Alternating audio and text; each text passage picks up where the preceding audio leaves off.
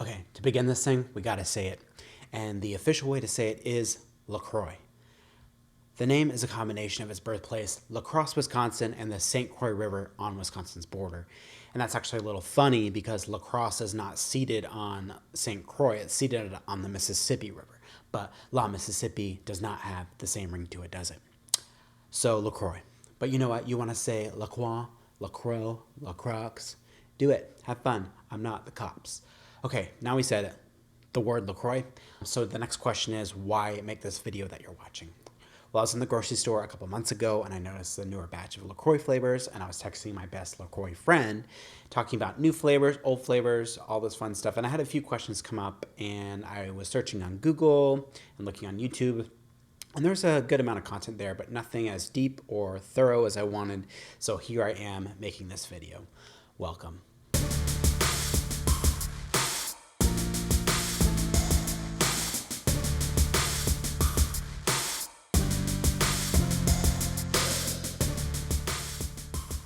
Okay, next order of business. What's a LaCroix? Well, at large, it's a fairly popular, lightly flavored, bubbly water drink that comes in a large variety of flavors. But what is it exactly? Well, the can itself designates sparkling water, naturally essence. So what's a sparkling water? The names sparkling water and seltzer are fairly interchangeable for carbonated water. They can be naturally effervescent from the earth or artificially carbonated and mineralized. The term seltzer came from Selters, Germany, a village famous for its natural springs of carbonated mineral water. The village Selters got their name from Romans that occupied Germany, and they called the spring water there aqua saltare, or dancing water. Saltare became Germanized into Selters. The FDA does not have a standard of identity for sparkling water or seltzer, so brands can actually call their product whatever they want.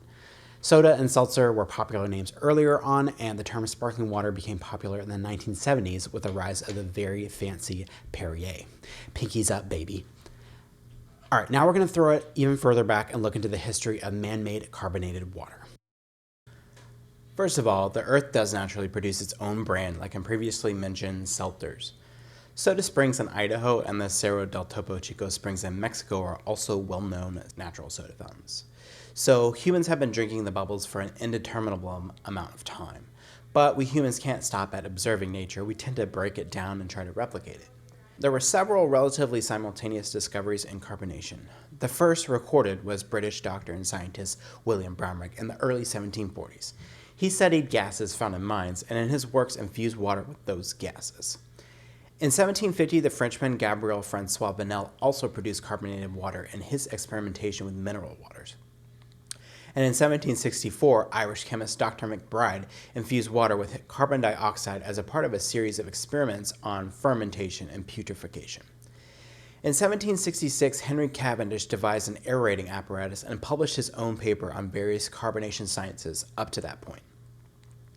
Cavendish's work would inspire Joseph Priestley to carry out his own experiments with carbonating water, and in 1767 he discovered a method of carbonating water by pouring it back and forth over a beer vat at a brewery in Leeds, England. He found water treated this way tasted real good and offered it to friends as a refreshment.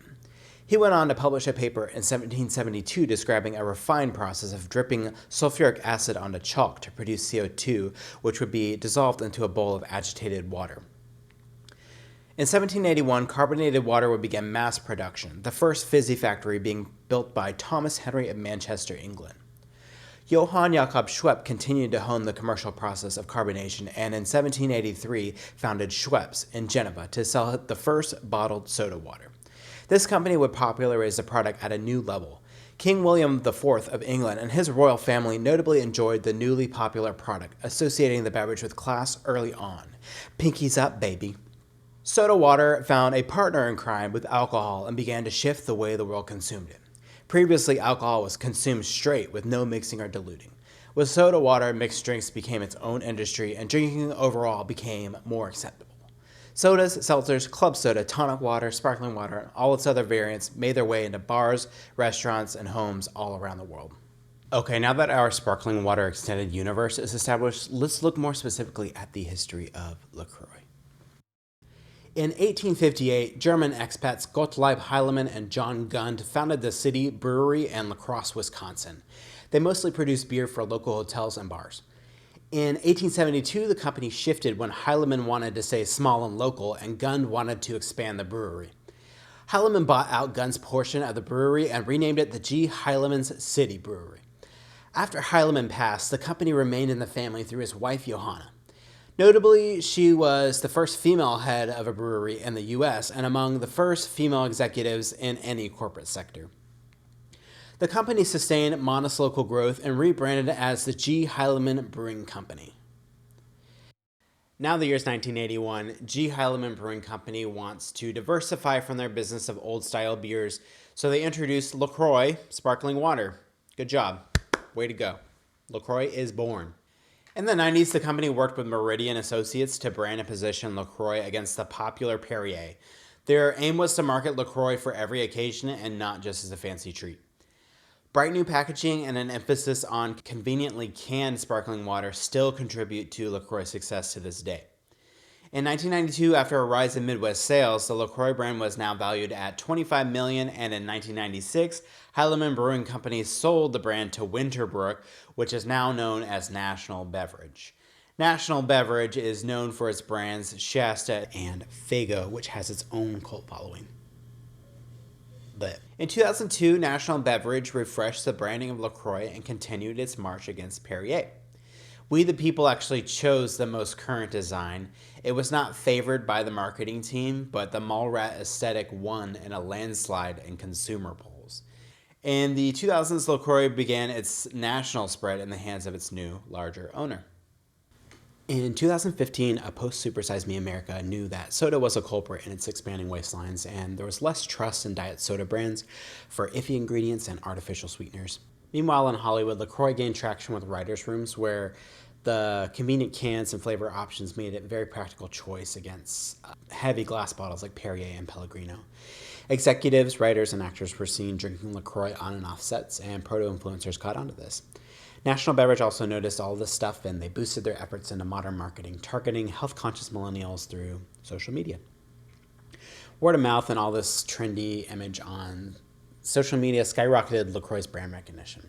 LaCroix had its glow up in an age of online quizzes, product rankings, viral tweets, and Facebook memes. These platforms contributed to and reflected the popularity of LaCroix. There was a novelty to the product as many people were trying sparkling waters for the first time after years of drinking only very sugary drinks. I remember these funny tweets. You probably remember them too, with funny descriptions about how LaCroix tasted. LaCroix was included in a large trend on YouTube of reviewing and ranking different products, foods, and beverages.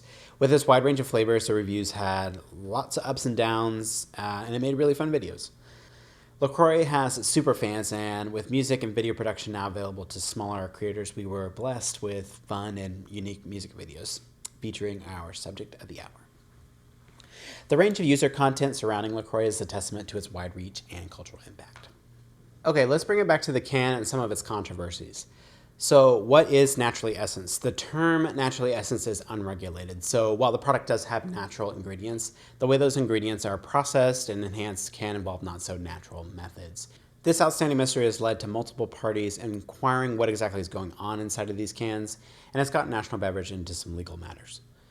In 2018, a class action lawsuit was filed where plaintiffs stated that their testing found traces of artificial ingredients, including linalool. Linalool is a compound with multiple scent and flavor properties. It can be naturally occurring in plants or are derived and formed from petroleum with unnatural methods. Yes, one application of a particular linalool concentration is its use as an insecticide, and articles looking for a click or two were quick to put up headlines with the effect of, LaCroix has roach poison in it. Clickbait. The law firm representing the plaintiffs officially retracted the claims when further third-party testing made no findings that LaCroix contained any artificial ingredients. In 2019, a lawsuit was filed in New York alleging violations of New York's Unfair and Deceptive Trade Practices Act. These claims were based on analysis from the Center for Applied Isotope Studies at UGA. This claim, however, was dropped voluntarily in September 2020. I simplified these cases, but I wanted to show the rise in a need for disclosure from companies on what exactly we're consuming and what words they're using to market to us. There's a very clear battle with the meaning of words.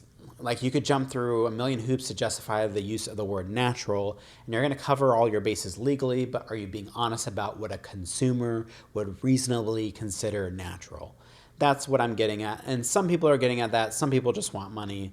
But a lot of people just want transparency from companies. Like, when you're marketing an innocent beverage that has no drawbacks and you're using words like natural, people want to know that that's true.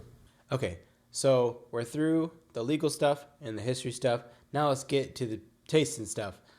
We got, and when National Beverage inherited LaCroix, these are the flavors that were available. So we have pure lime, lemon, orange, ras cranberry, which was cran raspberry, and berry. I'm going to try these flavors in their release batches just to organize everything and just say something about them. Okay, this is pure. It's bubbly, the slightest bit of acid, bubbly, plain, delicious. It's summer in Georgia, y'all. It's hot. I've been looking forward to this. Lime. Okay. Refreshing, delicious. Lemon.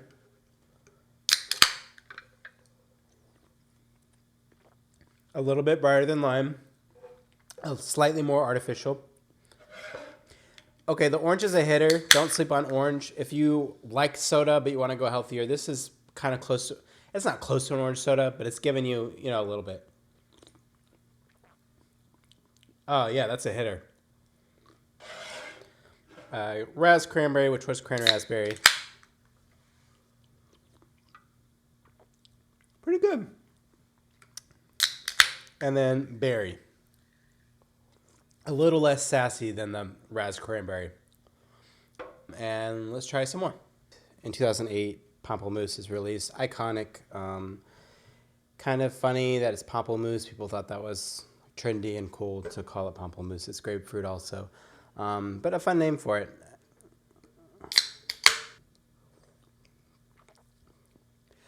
You know what? It's iconic for a reason. It slaps. If Pamplemousse is a high of LaCroix, I would say coconut for a lot of people is a low. I've always liked it. The argument is not whether it tastes like sunscreen. I think the argument is whether you enjoy the taste of sunscreen. And I do. It's creamy. It's delicious. It's definitely artificial tasting. I like it. But I also understand why some people don't like it. If it's not for you, it's not for you. This one came out in 2011. Let's try the under. 2012, we have the release of Peach Pear. This one hasn't always been my favorite, but these days I like it a little more than I used to. I think I'm just more lenient on the flavors these days. Like, I'm happy to have any LaCroix. Not as stinky as I remember, but, versus like a clean lime or lemon, or it definitely has a little more stink to it. Okay, in 2014, LaCroix is feeling a little tropical. We get the release of passion fruit, apricot, and mango. It's passion fruit. This one slaps, delicious. One of my top flavors, has been for a while. This batch of flavors, I remember this being released. Now, I remember Peach Pear showing up on shelves and not really knowing if that was like new or not, but these ones I remember coming out. Mango.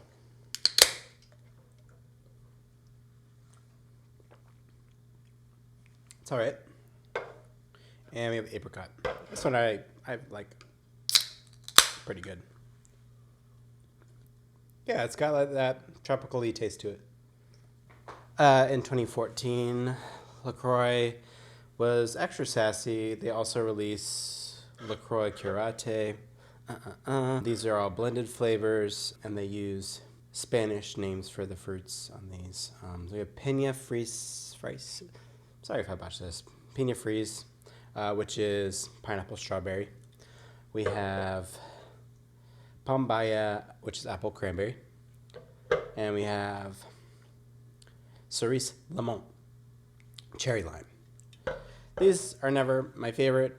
Again, I appreciate any LaCroix, but I don't grab these when I see the options. They seem to be more strongly flavored overall than the other LaCroix.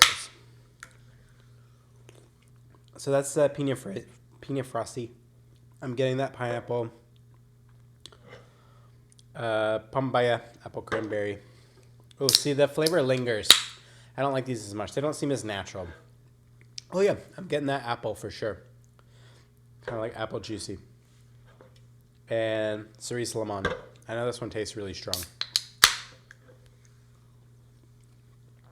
Cherry lemonade. This one would be a good mixer. They're pretty tasty, but they have more going on in these.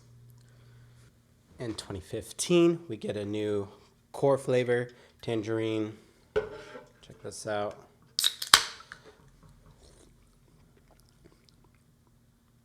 That's actually pretty different than orange. The tangerine's more zip. It's more wee. That's a good one. I like that one a lot. In 2015, they were slamming out the curates again. I was very bummed at work when the coolers were full of curates for a while. But anyway, first world problems. We've got kiwi sandia, which is kiwi watermelon. Should be great, right? Not as good as it looks. Then we have melon pomelo, which is cantaloupe pink grapefruit. Okay, not bad. For being cantaloupe, it's not bad. Blackberry cucumber, murray pepino. I don't like cucumber much. Personal preference. Out of this batch, I think I like the cantaloupe pink grapefruit the best. But same, you know how I feel about curates. In 2015, they were cranking them out. They were busy in the flavor lab because they also came out with Nicola, LaCroix, La Cola. That's a lot. There were 3 flavors, the La Cola, as well as Cafe Cola and Nicola Cubana. Those 2 were discontinued. They have similar ones we're going to get to in a minute. But in 2015, we also had La Cola launch. Nicola brand. Kind of confusing. I'm really enjoying this one. This one's just very different than Curate and LaCroix. I like it a lot. In 2017, we got Key Lime. I like this one. I like, same with the cola. They're starting to, I don't know if the flavor science is advancing, but they're starting to taste more distinct. Like the first batch, they kind of all blend together, but with a flavor like key lime, it really stands out. It's got more of a wavelength to it. A key lime is actually like a different type of lime. It doesn't mean it has to be a pie, but those key limes are used to make delicious pie. Great flavor. Let's hit it against the, pull up the graveyard here, versus the lime. It's fun to have all these flavors available. So key lime.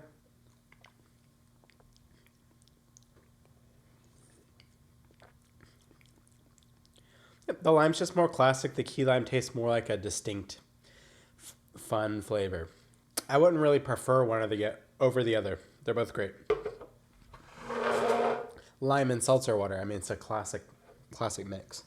All right, they chilled out for a while on new releases after key lime, but in 2019, they released some more Nicola flavors in the Nicola line. They were themed around Miami, different flavors based on Miami. They got a little bit of flack for like the characters on the cans, but yeah, just a more specialized release of Nicola. I'm excited for these because this has 2 flavors I haven't tried, the coconut cola and the Cubana. The Cafea Exotica, I got 2 cases of this, and it's definitely not the best LaCroix flavor. So I've been slamming these, getting through those 2 cases, but this is the Cafea Exotica.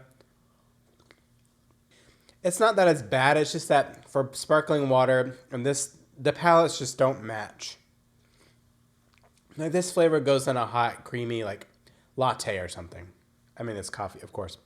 Yeah, I think their flavor science has really gone up. I'm getting all the things they say, rum, mint, and lime. I like a mojito.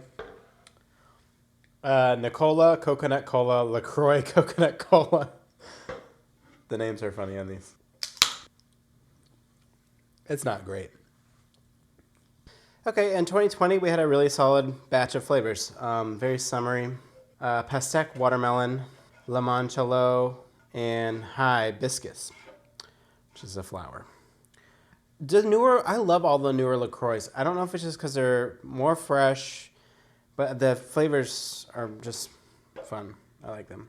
They're not classics like lime, but they're fun. Hibiscus. It's giving me bubblegum. I don't know about floral, but general pink flavor.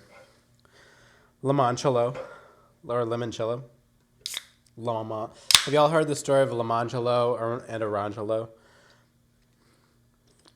Ooh, lots of flavor in this one. Kind of like the key lime, honestly. Tasty, refreshing. Pastèque, watermelon. I love this one. It's really more like fresh watermelon than watermelon candy flavor. I'm going to give you like a top flavors. I have a few more to try, and I'll give you guys like my besties. And worsties.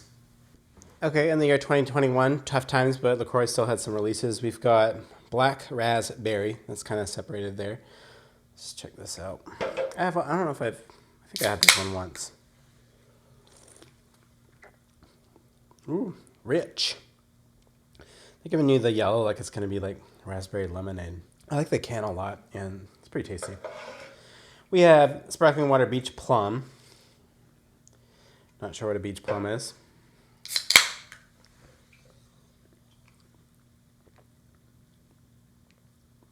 Easy. This is like a Miller High Life of LaCroix. Guava Sao Paulo. I'm not educated. I don't know what a Guava Sao Paulo is. I know what a guava is. I don't know what a Guava Sao Paulo is.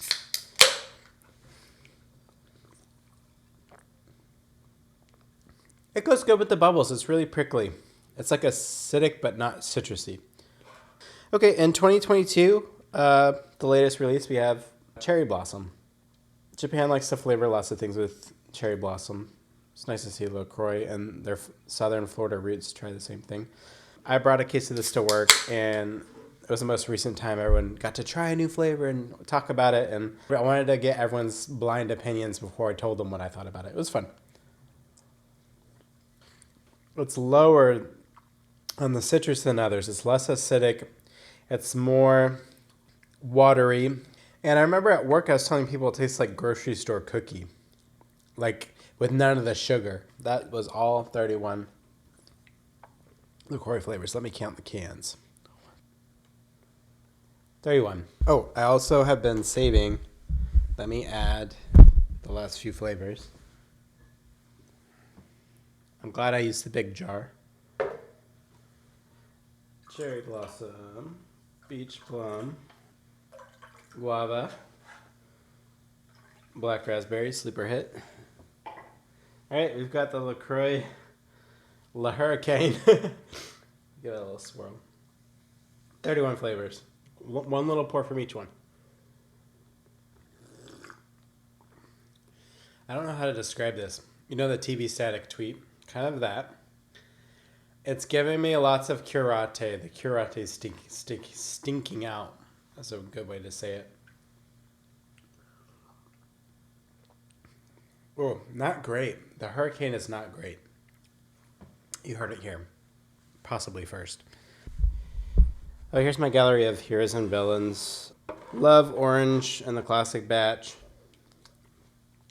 Pastèque was really good that I just tried. I liked it when it came out. Passion fruit, top. Ride or die. And the La Cola. It's just different but not bad. It's different but not bad. The villains. We have the cherry lime. Perfumey. The Cafe Exotica. It's really artificially, really bizarre. And the peach pear. I'm not sure why I ended all this tasting my least favorite ones. I have burps and 31 flavors now. Okay, back to the script here for the ending. I've really enjoyed the experience of finding my favorite flavors and trying new ones over the years, but it's hard to see many more additions. And while I do think LaCroix has already seen its golden age, it's definitely secured its own branding and paved the way for sparkling water in everybody's homes. On a higher level, LaCroix represents the idea of refreshment that doesn't come back to haunt you. It represents luxury on a budget, which is a really tough market to crack. And it also spans multiple cultures, reaching the frugal, the health conscious, and creative minds alike. So cheers to the past, present, and future of LaCroix. Thanks for watching.